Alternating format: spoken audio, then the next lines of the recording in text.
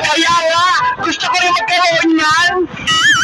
Magkano po yung paninda nyo, ate? Murang-mura lang yung mga paninda ko. Tagto 30 pesos lang yan. Ang mahal po pala.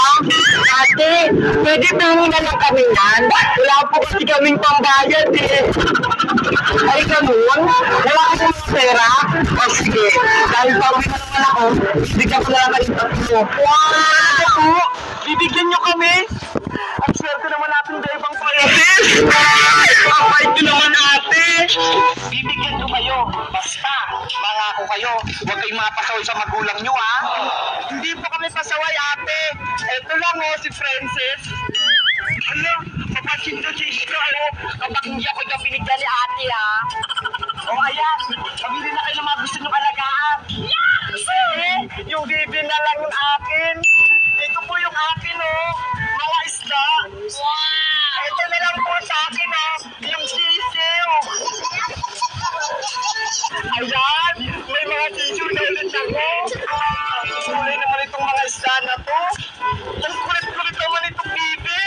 Sige, papangalanan na lang kita ng kulit-kulit. O mga bata, alagaan niyo yung mga yan, ha? Huwag yung pababayaan. Opo, hindi po namin ito pababayaan mga sisiw nyo. At ako, aalagaan ko itong mabuting sa akin. Sige, alis na ako. Bye-bye, ingat kayo, alagaan nyo yan. Maraming salamat. Mag-iingat po kayo. Bye-bye po. God bless. Thank you po dito. Message. Tara na, Iska, Princess. Maglaro na tayo. Sige, maglaro na tayo. Bebang, ano mo ba yung bibi mo? Marunong lumangoy? Talaga, Iska? Marunong mag-swimming tong bibi ko? Ang lik-lik pa yan, Iska. Baka hindi pa yung marunong lumangoy. Tara, paliguan natin para makita nyo. O sige, tara sa bahay. Paliguan natin to. Maraming tubig si nanay. Meanwhile, Damihan mo pa ng tubig, Princess. Kulang pa rin to.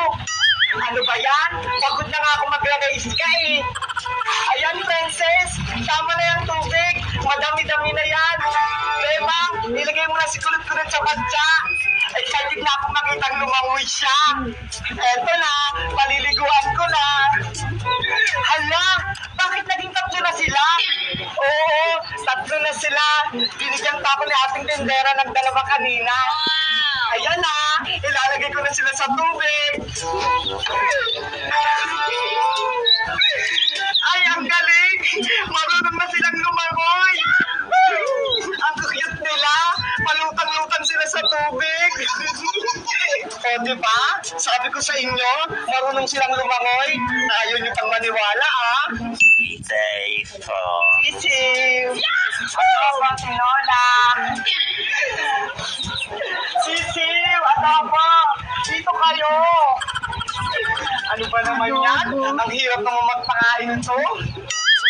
Doon kayo, baka tamaan kayo ng mga tricycle. Ayan yung mga sisiw ko. Si adobo, si tinola, si fried chicken. Ayan naman yung mga bibi ko.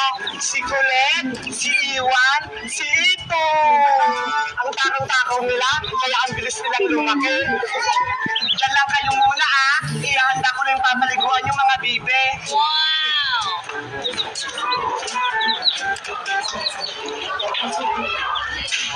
A few inches later. Ayan, papaliguan ko na sila. Gustong-gusto kasi nila sa tubig eh. 1, 2, 3! Ayan, tatalunan sila. Diba? Gustong-gusto nila.